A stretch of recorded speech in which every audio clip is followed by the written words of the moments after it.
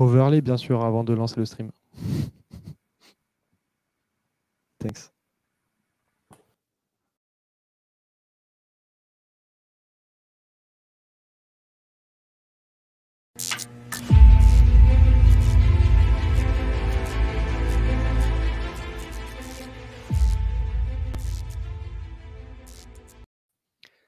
Bonjour à tous et bienvenue dans le vaisseau d'Alga. On se retrouve aujourd'hui pour l'épisode 2 du Talk. On va encore traiter du thème de la cybersécurité avec un nouvel intervenant. Donc le Talk with Alga, c'est à la fois des lives comme aujourd'hui et le matériel de ces interviews réutilisé pour faire ensuite des podcasts disponibles sur toutes les plateformes.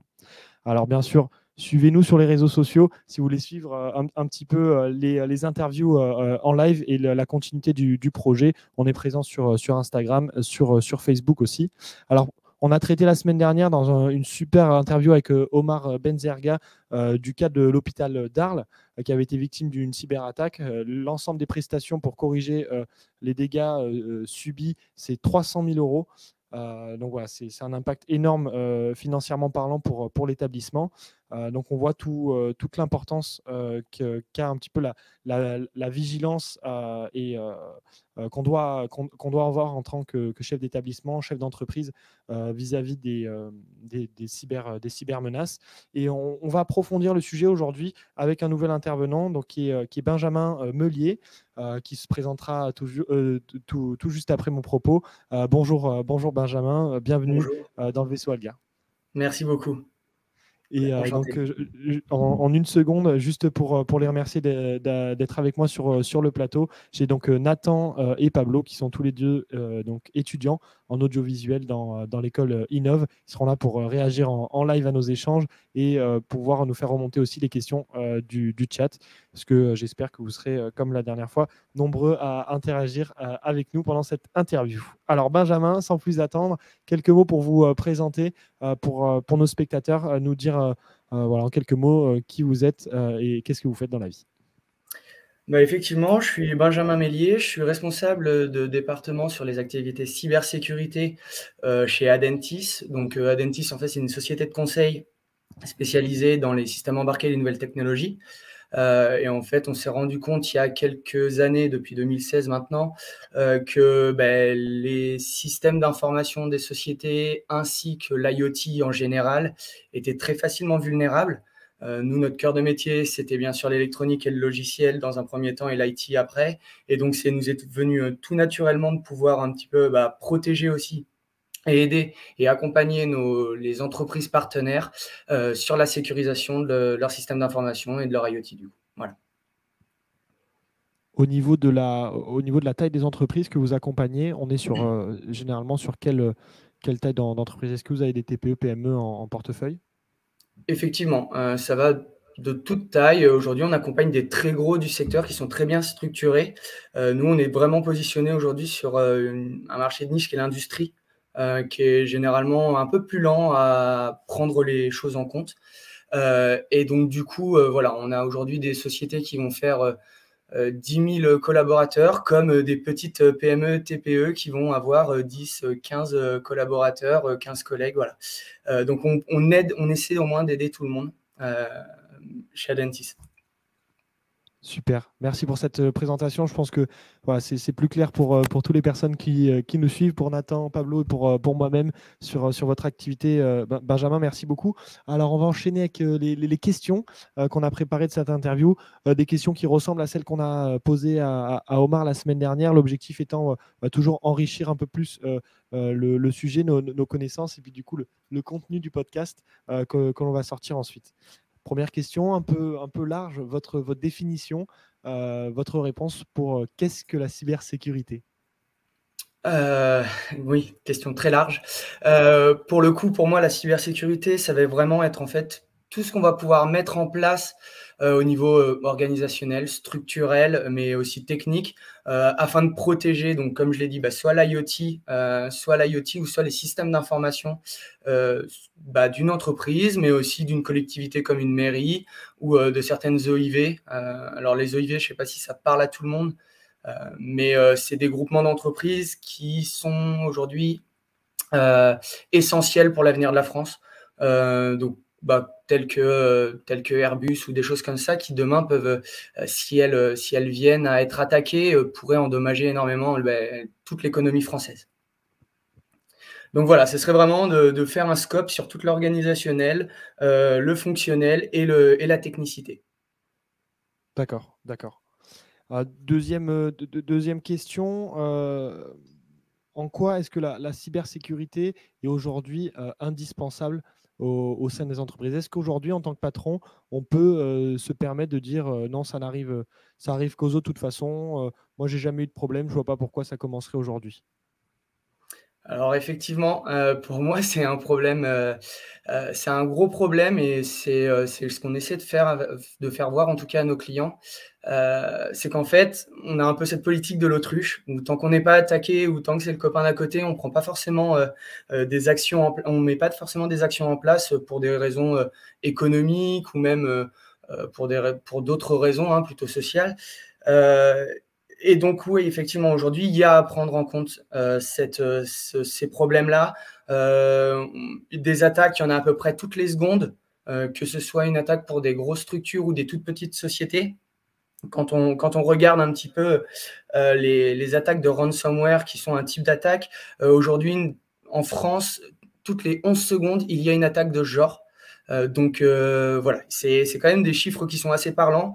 Entre 2019 et 2020, on a recensé quand même une augmentation de 255% des attaques, cyberattaques. Donc voilà, il faut absolument prendre la cybersécurité en compte dès le début de la création et le voir comme un facteur vraiment déterminant. Parce que faire l'autruche, c'est bien, mais quand on est attaqué, ça peut faire vraiment très très mal. Vous l'aviez dit d'ailleurs avec l'hôpital, voilà, 300 000 euros, je pense que c'est énorme. En effet, je pense qu'on peut tous, tout dirigeant d'entreprise ou même dans un foyer, si on peut se passer des répercussions comme ça financières aussi énormes, on le fait avec plaisir. Euh, Quand vous parlez donc de ces chiffres, donc d'une cyberattaque par seconde aujourd'hui 11 dans le secondes. monde, Ouais. toutes les 11 secondes, ok. En Euh, France, ouais. en France, ok, en Ouais. France. D'accord. Merci de préciser, c'est quand même vachement important. C'est des chiffres qui sont assez affolants. Et en effet, avec la politique de l'autruche, c'est des chiffres dont on n'entend pas forcément parler hyper souvent. C'est aussi le but de notre podcast et de ce premier thème qu'on essaie de déchiffrer un petit peu, c'est mettre en valeur ces chiffres qui sont juste gigantesques. Vous aviez conscience, Nathan, Pablo, de la cyberattaque toutes les 11 secondes en France? Non. Absolument pas de l'intensité à quel point c'était important, quoi. Absolument pas. C'est vachement intéressant. Voilà, donc merci déjà pour ce premier chiffre clé qu'on saura recaser dans le podcast. Quand on dit donc cyberattaque, est-ce que c'est forcément une cyberattaque qui va au bout, ou est-ce que quand on reçoit ces fameux mails de Netflix, de La Poste, aujourd'hui les ransomware se cachent derrière tout type de tout type de façade, ça soit la banque, ça soit Netflix, voilà, ils utilisent un petit peu, ils usurpent l'identité visuelle d'un petit peu tout le monde. Elles vont pas tout le temps au bout, ces cyberattaques, rassurez-moi. Oui, effectivement, et c'est là où aujourd'hui, nous, on intervient en tant que société de conseil. C'est aussi de sensibiliser énormément. C'est d'ailleurs pour ça que vous faites des podcasts. C'est d'ailleurs pour ça qu'on a une agence qui s'appelle l'ANSSI, qui est une autorité gouvernementale qui met énormément de choses en place et qui fait énormément de communication, en tout cas, pour accompagner, pour aider les jeunes structures ou les structures les plus vulnérables. Donc effectivement, oui, c'est aujourd'hui ça se passe par la sensibilisation. Et en fait, ça se passe par la sensibilisation de toutes les sociétés. C'est-à-dire que c'est pas les sociétés qui sont exclusivement dans la tech qui doivent se protéger. Ça peut être le boulanger du coin, ça peut être voilà, la personne qui a même 3 serveurs chez lui, aujourd'hui détient de la data qui peut être contrôlée. C'est comme l'utilisateur aujourd'hui d'internet. Effectivement, on peut être tous attaquables et donc ça passe par de la sensibilisation aux entreprises, effectivement. Super, merci Benjamin pour cette réponse. Une question pour enchaîner.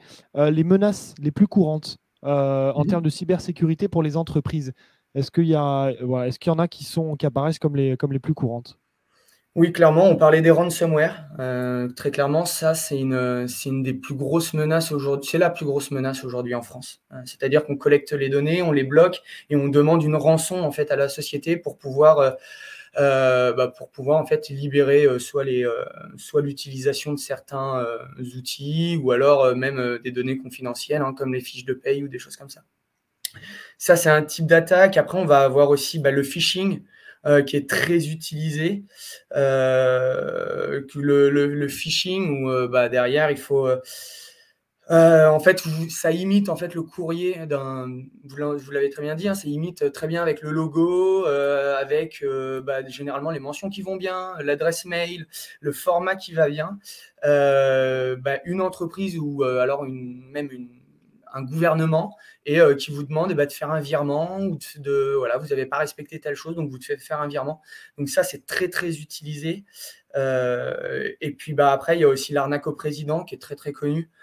Où en fait votre patron vous envoie un mail en vous disant bon voilà, je suis bloqué, il faut absolument payer le stagiaire ou il faut absolument donner de l'argent au stagiaire, fais-moi un virement sur ce compte-là. Donc il y a l'adresse mail de votre patron, il y a sa signature, c'est à peu près écrit normalement pareil, donc c'est très très difficilement perceptible, en tout cas pour trouver la contrefaçon. Et donc derrière, généralement vous vous sentez vraiment obligé, quoi. Vous vous dites je vais pas, voilà, si je peux aider, je vais aider. Et en fait c'est clairement un piratage. Voilà. Très bien, c'est la première fois que j'entends parler de ça, de l'attaque au président. En effet, on peut comprendre que ça mette une certaine pression aux collaborateurs et que derrière, ça permet de passer outre les filtres habituels. L'attaque au président, ça vous évoque quelque chose? En fait, c'est fou parce que ça veut dire que c'est pas une attaque qui est lancée au hasard vers une entreprise, il y a eu des recherches avant en fait. Ça veut dire que le pirate est au courant de l'entreprise, au courant de l'adresse du dirigeant, etc. Donc il y a des minimums de recherche envers l'entreprise avant, quoi. Donc ça veut dire que tout est calculé à l'avance. C'est ça qui est intéressant, je trouve. C'est très très vrai. Aujourd'hui, il y a ce qu'on appelle de l'OSINT dans la cybersécurité. En fait, c'est comment, avec les réseaux sociaux, avec tout ce que vous mettez tous les jours sur Internet, comment recréer en fait votre organigramme. Donc c'est assez bluffant, hein. Nous, on a des consultants qui font du pen test et du test d'intrusion et qui protègent justement à cet OSINT-là, qui ont réussi à nous refaire notre propre organigramme chez Adentis en oubliant tout ce qu'ils connaissaient déjà de la société. Et en fait, cet organigramme est vraiment très très précis. Il y avait nos Facebook, nos Instagram, nos réseaux sociaux hein, en général, mais ils ont réussi pour certains à trouver les numéros de téléphone, voilà. Et vraiment, c'est très problématique parce qu'avec ça, en fait, on peut aller sur du harcèlement. On peut essayer de trouver des choses pour, par exemple, si vous voulez aller sur des fonctions un peu plus élevées dans votre société, on peut essayer de vous casser aussi dans votre évolution. Enfin, voilà. Carrière. Ouais, exactement. Les hackers n'ont aucune éthique et limite, hein, donc ce qui les intéresse vraiment, c'est de pouvoir gagner de l'argent. Attaquer un hôpital, c'est pas du tout éthique. Et pourtant, ils l'ont fait et ils le font. Donc voilà. Super. Alors, deux questions qu'on va essayer de faire rapidement pour finir avec vous, Benjamin. Une fois que la cyberattaque, ça y est, elle est sur nous. C'est plus sur le voisin, c'est sur nos épaules que ça tombe. Quels sont les bons réflexes pour réagir? C'est une question très difficile parce que en fait, généralement, c'est déjà fait. Alors, surtout si vous êtes victime d'un ransomware, ne payez pas la rançon. Voilà, c'est simple. Ne payez pas la rançon et surtout, il y a l'ANSSI qui a sorti comme un numéro spécial d'attaque. Vous appelez l'ANSSI et derrière, il y a une équipe de personnes techniques qui va vraiment prendre votre infrastructure en main et va essayer déjà d'enquêter sur ce qui s'est passé et puis de résoudre les dégâts. Mais c'est généralement très difficile et très long de revenir sur un fonctionnement normal. D'accord, carrément de revenir sur au fonctionnement. Ok. L'Annecy, en effet, c'était une agence qu'on ne connaissait pas avant de faire notre premier podcast Alga. Et donc, avec les équipes, c'est un des mots-clés qu'on a relevé sur la première interview. Et on comprend maintenant toute l'importance de cet organisme et qu'on fera, bien sûr, dont on fera mention dans la version podcast suite à l'interview. Une dernière question, si vous avez encore le temps, Benjamin. Oui. Allez, super. On finit sur celle-ci. Donc, votre conseil d'expert aujourd'hui pour un jeune patron de TPE, PME qui a tendance, comme moi je peux l'être, à tomber dans le panneau de manière assez simple. Je prenais l'exemple la dernière fois de mon code Wi-Fi pour simplifier la vie des collaborateurs que j'avais placardé partout dans le bureau. Et on m'a dit, mais va des rétro Satanas, que fais-tu donc? C'est la porte ouverte à tous les hackers du monde. Voilà. Est-ce que vous avez des petits conseils comme ça à donner aux jeunes patrons qui n'ont pas du tout conscience encore des risques de la cyber? Oui, effectivement. Alors, des petits conseils, en fait, c'est de se renseigner. Surtout, l'activité d'une entreprise, ça ne se monopolise plus juste à l'activité. Aujourd'hui, on est sur les réseaux, on est soumis à des risques. Et donc, en fait, dès la création, il faut prendre ces risques en compte. Bien sélectionner ses fournisseurs d'ordinateurs, de PC, leur demander même déjà ce qui est mis en place. Le mieux, c'est de se faire accompagner. Alors, il y a des personnes qui font ça pour pas grand-chose, qui vous accompagnent sur des solutions à mettre en place, qui vous proposent des logiciels ou même des antivirus. La moindre petite chose va être utile, mais vraiment de le mettre dans le processus de création. Ça va être le meilleur conseil que je vais pouvoir donner. Et vraiment d'y être sensibilisé. Voilà, de ne pas dire que ça va tomber à côté. Il faut changer les mots de passe assez régulièrement. Effectivement, le code Wi-Fi, ne pas donner son numéro, sur LinkedIn ou sur Facebook. Voilà, bien cadrer ses activités. Ça, c'est typiquement des choses qu'il faut respecter. Voilà. Superbe. Merci Benjamin. Écoutez, j'espère que si on vous réinterviewe dans un an, vous pourrez dire parmi vos conseils qu'il faut absolument écouter le podcast Talk with Valga sur la cybersécurité pour retrouver l'ensemble des tips à destination donc des entrepreneurs, parce que c'est un peu voilà, la cible en tout cas de notre podcast et des messages qu'on veut faire passer. Merci beaucoup pour cette interview. Benjamin, pour la disponibilité dont vous avez fait preuve à la fois en amont de l'exercice et puis là aujourd'hui en live sur notre chaîne Twitch. Pour résumer, moi, les choses qui m'ont frappé, on a aujourd'hui une cyberattaque tous les 11 secondes en France. Donc c'est vraiment un sujet, je pense, qui doit être au cœur des problématiques de société. Donc il n'y a pas forcément encore assez de lumière portée là-dessus. On voit émerger des petites conférences, des petits temps forts sur la cybersécurité. Nous, en local, notamment la Chambre de commerce Aix-Marseille, parce que on est sur un plateau marseillais aujourd'hui. On a vu émerger un petit peu des initiatives, mais ouais, il faut encore donner de la lumière, à mon sens, au sujet, parce que les jeunes créateurs, je suis parti d'un écosystème où j'en côtoie quelques-uns. Je peux vous assurer que la cybersécurité, c'est pas leur focus principal. Ils n'ont pas conscience des risques, et c'est vrai, quand on est une jeune pousse, une entreprise qui se lance, il faut avoir des reins solides, à mon sens, pour survivre à une cyberattaque. Donc ça pourrait être la fin de l'histoire pour beaucoup de jeunes entrepreneurs. Donc voilà, gage à nous de continuer à prêcher la bonne parole et porter un petit peu les thématiques de la cybersécurité au grand public. Merci beaucoup Benjamin pour cet échange. Voilà, je vous laisse vaquer à vos occupations. Une bonne après-midi, un bon week-end et de très bonnes fêtes. Moi, je vais faire une petite conclusion pour les gens qui nous écoutent. Et si vous avez 2 secondes pour rester, on pourra se dire au revoir après dans les coulisses. Merci beaucoup encore une fois, Benjamin. Au revoir. Au revoir. Alors, pour ceux qui sont toujours connectés avec nous, on ne pourra pas prendre malheureusement les questions qui sont tombées dans le chat, parce que voilà, notre intervenant est sur un timing serré, nous aussi. Dans tous les cas, vous pourrez retrouver l'intégralité de cette interview retravaillée dans le format podcast qu'on va sortir sur toutes les plateformes, j'espère très prochainement. N'oubliez pas donc de nous suivre sur les réseaux sociaux pour suivre les prochaines dates, prochaines interviews en live sur Twitch et la sortie du podcast. On est présent, je le disais, j'ai dit Facebook, j'ai dit Instagram et ce que j'ai oublié, c'est LinkedIn. Donc n'hésitez pas à aller faire un tour pour suivre notre activité. C'était un plaisir de vous accueillir à bord du vaisseau Alga et je vous dis à très bientôt. On va essayer d'avoir une troisième intervenante sur le sujet de la cybersécurité. Voilà, pour compléter un petit peu le panel de compétences et de conseils qu'on a pu avoir et vous sortir un premier épisode de podcast qui soit le plus complet possible. Il sera tellement complet, je pense qu'il sera peut-être en 2 parties, comme les reliques de la mort. Merci à tous pour votre participation. Merci Pablo et Nathan de ne pas m'avoir laissé seul sur le plateau aujourd'hui. Voilà. Pas de souci.